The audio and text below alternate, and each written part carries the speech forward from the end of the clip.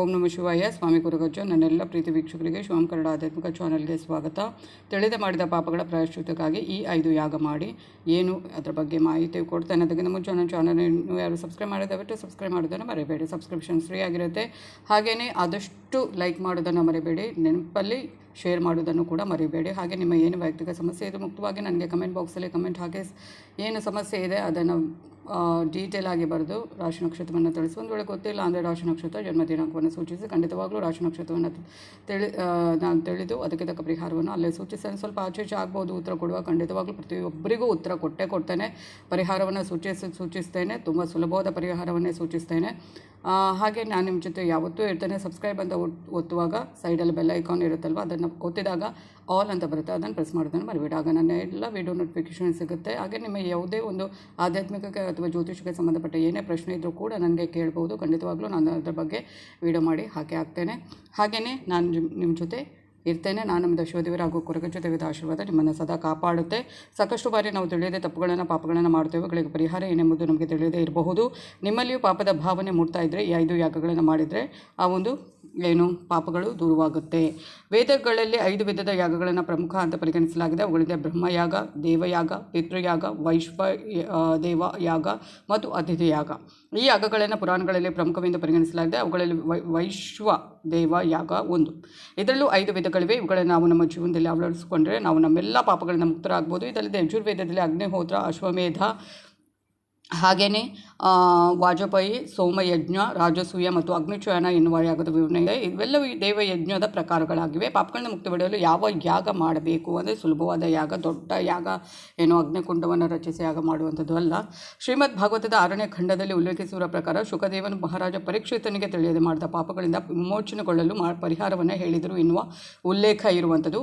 ಒಮ್ಮೆ ಪರೀಕ್ಷಿತನು ಶುಕದೇವನನ್ನು ಕುರಿತು ಒಂದು ಇರುವೆ ತಿಳಿಯದೆ ಸತ್ತರೆ, ನಾವು ಆಹಾರವನ್ನು ಬೇಯಿಸುವಾಗ ಕಟ್ಟಿಗೆಯನ್ನು ಸುಟ್ಟರೆ ಆ ಮರದಲ್ಲಿ ಇರುವಂಥ ಎಷ್ಟೋ ಜೀವಿಗಳು ಸಾಯುವಂಥದ್ದು.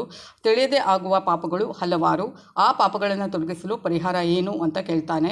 ಆಗ ಶುಕದೇವನು ಪರೀಕ್ಷಿತನನ್ನು ಕುರಿತು, ಓ ರಾಜನೇ, ಅಂತಹ ಪಾಪಗಳನ್ನು ತೊಡೆದುಹಾಕಲು ಒಬ್ಬನು ಪ್ರತಿದಿನ 5 ವಿಧದ ಯಾಗಗಳನ್ನು ಮಾಡಬೇಕು ಎಂದು ಹೇಳ್ತಾರೆ. ಆ ಯಾಗಗಳು ಹೀಗಿವೆ. ಮೊದಲನೇ ಯಾಗ, ಆಹಾರವನ್ನು ಸಿದ್ಧಪಡಿಸಿದ ನಂತರ ಅದನ್ನು ಮೊದಲು ಅಗ್ನಿಗೆ ಅರ್ಪಿಸಬೇಕು. ಅಂದರೆ ರೊಟ್ಟಿ ಮಾಡಿ ತುಂಡು ಮಾಡಿ ತುಪ್ಪ ಸಕ್ಕರೆ ಸೇರಿಸಿ ಅಗ್ನಿಹೋತ್ರ ಕರ್ಮ ಎಂದು ಕರೆಯುವ ಅಗ್ನಿಗೆ ಅರ್ಪಿಸಬೇಕು. ಇದನ್ನು ಅಗ್ನಿಹೋತ್ರ ಹೋಮ ಅಂತಲೂ ಕರೆಯಲಾಗುತ್ತೆ. ನೆಕ್ಸ್ಟ್ ಎರಡನೇ ಯಾಗವೆಂದರೆ ಮನೆಯಲ್ಲಿ ರೊಟ್ಟಿ ತಯಾರಿಸುವಾಗ ಮೊದಲ ರೊಟ್ಟಿಯನ್ನು ಹಸುವಿಗೆ ಆಹಾರವಾಗಿ ನೀಡಿದರೆ ಒಳ್ಳೆಯದು, ನಂತರ ರೊಟ್ಟಿಯನ್ನು ನಾವು ತಿಂದರೆ ಒಳ್ಳೆಯದು ಅಂತ ವೇದಗಳಲ್ಲಿ ಉಲ್ಲೇಖಿಸಲಾಗಿದೆ. ಇದನ್ನು ನಾವು ಪ್ರತಿನಿತ್ಯ ಮಾಡುವುದರಿಂದ ಕೂಡ ತಿಳಿಯದೇ ಅಥವಾ ಅರಿಯದೇ ಮಾಡಿದ ಪಾಪಗಳಿಂದ ಪರಿಹಾರವನ್ನು ಕಂಡುಕೊಳ್ಳಬಹುದು. ಹಾಗೆಯೇ ಮೂರನೇ ಯಾಗ ಇರುವೆಗಳಿಗೆ ಆಹಾರ ನೀಡುವುದು. ಇರುವೆಗಳಿಗೆ ಆಹಾರ ನೀಡುವುದರಿಂದ ಕೂಡ ನಮ್ಮ ಪಾಪಗಳು ಪರಿಹಾರ ಆಗುತ್ತವೆ. ಅದು ಹೇಗೆ ಅಂದರೆ, ಇರುವೆಗಳಿಗೆ ಪ್ರತಿದಿನ 10 ಗ್ರಾಂ ಯಾವುದೇ ಒಂದು ಹಿಟ್ಟನ್ನು ಮರಗಳ ಬೇರುಗಳ ಬಳಿ ಇಟ್ಟರೆ ತುಂಬಾ ಒಳ್ಳೆಯದು. ಇದು ನೀವು ಇರುವೆಗಳಿಗೆ ಆಹಾರ ನೀಡುವ ಒಂದು ವಿಧಾನ ಕೂಡ ಆಗಿದೆ. ಯಾವುದೇ ಒಂದು ಬಗೆಯ ಹಿಟ್ಟನ್ನು ಇಟ್ಟರೆ. ಹಾಗೆಯೇ 4ನೇ ಯಾಗ, ಪಕ್ಷಿಗಳಿಗೆ ಪ್ರತಿನಿತ್ಯ ಏನು ಮಾಡಬೇಕು, ಧಾನ್ಯಗಳನ್ನು ನೀಡಿದರೆ ತುಂಬಾ ಒಳ್ಳೆಯದು. ಯಾವುದೇ ಪಕ್ಷಿ ಆಗಿರ್ಬೋದು, ಅದು ಯಾವ ಪಕ್ಷಿ ಈ ಪಕ್ಷಿ ಅಂತಲ್ಲ, ಎಲ್ಲ ವಿಧದ ಪಕ್ಷಿಗಳಿಗೆ ಪ್ರತಿದಿನ ಧಾನ್ಯಗಳನ್ನು ನೀಡಿದರೆ ಒಳ್ಳೆಯದು. ನೀವು ನಿಮ್ಮ ಮನೆ ಮೇಲಿನ ಛಾವಣಿ ಏನಿರುತ್ತೆ ಅದರಲ್ಲಿ ಆ ಒಂದು ಛಾವಣಿಯಲ್ಲಿ ಯಾವುದೋ ಒಂದು ಬೌಲಲ್ಲಿ ಪಕ್ಷಿಗಳಿಗಾಗಿ ಆಹಾರವನ್ನು ದಿನಾಲೂ ಇಡಬಹುದು. ಹಾಗೆಯೇ ಆಹಾರದೊಂದಿಗೆ ನೀರನ್ನು ಕೂಡ ಇಡುವ ಅಭ್ಯಾಸವನ್ನು ಕೂಡ ರೂಢಿಸಿಕೊಂಡ್ರೆ ಒಳ್ಳೆಯದು. ಹಾಗೆಯೇ ನೆಕ್ಸ್ಟ್ ನೋಡೋದಾದರೆ 5ನೇ ಯಾಗ ಹಸುಗಳಿಗೆ, ಇರುವೆಗಳಿಗೆ, ಪಕ್ಷಿಗಳಿಗೆ ಆಹಾರವನ್ನು ನೀಡುವುದರ ಜೊತೆಗೆ ಹಿಟ್ಟಿನ ಉಂಡೆಗಳನ್ನು ಮಾಡಿ ಅದನ್ನು ಪ್ರತಿನಿತ್ಯ ನದಿಯಲ್ಲಿರುವ ಮೀನುಗಳಿಗೆ ತಿನ್ನಲು ನೀಡಬೇಕು.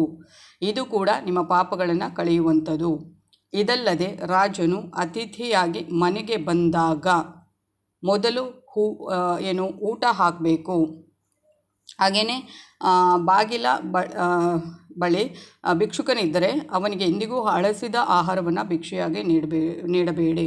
ಒಂದು ವೇಳೆ ನೀವು ಆ ದಿನ ಊಟ ಬಿಸಿ ಬಿಸಿ ಊಟ ಮಾಡಿರ್ತೀನಿ ಅದನ್ನೇ ಕೊಡಿ. ತಂಗಳನ್ನ ಅಥವಾ ಅದು ಹುಳಿ ಬಂದಿರುತ್ತಲ್ವ ಏನೇನು ಆಹಾರ ಪದಾರ್ಥ ಅದನ್ನು ದಯವಿಟ್ಟು ಕೊಡಬೇಡಿ. ಹಾಗೆಯೇ ಈ ನಿಯಮಗಳನ್ನೆಲ್ಲ ಪಾಲಿಸಿದರೆ ತಿಳಿಯದೆ ಮಾಡಿದ ಪಾಪಗಳಿಂದ ಮುಕ್ತಿ ಸಿಗುತ್ತದೆ. ತಿಳಿದು ಮಾಡಿದ ಪಾಪಕ್ಕೆ ಮುಕ್ತಿ ಸಿಗುವುದಿಲ್ಲ. ನಾವು ತಿಳಿಯದೆ ಏನೇನೋ ಒಂದು ತಪ್ಪಾಗಿರುತ್ತೆ, ಅದು ಚಿಕ್ಕದಾಗಿರ್ಬೋದು ದೊಡ್ಡದಾಗಿರ್ಬೋದು, ಈ ಥರ ಎಲ್ಲ ಮಾಡಿದರೆ ಅದರಿಂದ ನಾವು ಪರಿಹಾರವನ್ನು ಕಂಡ್ಕೋಬಹುದು. ಹಾಗೆಯೇ ತಿಳಿಯದೆ ಮಾಡಿದ ಪಾಪಗಳಿಗೆ ಶಿಕ್ಷೆಯನ್ನು ಅನುಭವಿಸುವ ಅಥವಾ ತಪ್ಪಿತಸ್ಥರೆನ್ನುವ ಭಾವನೆಯನ್ನು ಹೊಂದುವ ಅವಶ್ಯಕತೆ ಕೂಡ ಇರುವುದಿಲ್ಲ ಅಲ್ವಾ. ಈಗಿನ ಕಾಲದಲ್ಲಿ ಏನು ಮಾಡ್ತಾರೆ, ತಿಳಿದೇ 1000 ತಪ್ಪು ಮಾಡ್ತಾರೆ ಅಲ್ವಾ. ಎಲ್ಲರೂ ಅಲ್ಲ, ಕೆಲವೊಬ್ಬರು. ತಿಳಿದು ಮಾಡಿದ ತಪ್ಪಿಗೆ ಯಾವತ್ತೂ ಪ್ರಾಯಶ್ಚಿತ ಇಲ್ಲ. ತಿಳಿಯದೆ ಮಾಡಿದ ಪಾಪಕ್ಕೆ ಏನಾದರೂ ನಮಗೆ ಒಂಥರ ಅದು ಏನಾದರೂ ಪ್ರಾಯಶ್ಚಿತ ಬೇಕು ಅಂದರೆ ಇಂಥದ್ದೆಲ್ಲ ಚಿಕ್ಕ ಪುಟ್ಟ ಒಂದು ಪರಿಹಾರವನ್ನು ಮಾಡಿ ಖಂಡಿತವಾಗಲೂ ಅದು ಏನಾಗುತ್ತೆ, ಒಂದು ಒಳ್ಳೆಯ ಒಂದು ನಮಗೆ ನೆಮ್ಮದಿಯನ್ನು ಕೊಡುವಂಥದ್ದು. ಪರವಾಗಿಲ್ಲ, ನಮಗೆ ಏನೋ ಪ್ರಾಯಶ್ಚಿತ ಸಿಕ್ಕಿತ್ತು ಅನ್ನೋ ಮನೋಭಾವನೆ ನಮ್ಮಲ್ಲಿ ಬರುತ್ತೆ ಮತ್ತು ಏನೋ ಒಂಥರ ಪಾಸಿಟಿವಿಟಿ ಬರುತ್ತೆ. ಅದು ಅಂತೂ ಖಂಡಿತ. ಇದು ಇವತ್ತಿನ ವೀಡಿಯೋ ಆಗಿರುತ್ತೆ. ಮುಂದಿನ ವೀಡಿಯೋದಲ್ಲಿ ಮತ್ತೆ ಭೇಟಿ ಆಗ್ತೀನಿ. ಅಲ್ಲಿವರೆಗೆ ನನ್ನೆಲ್ಲ ಪ್ರೀತಿ ವೀಕ್ಷಕರಿಗೆ ಧನ್ಯವಾದಗಳು.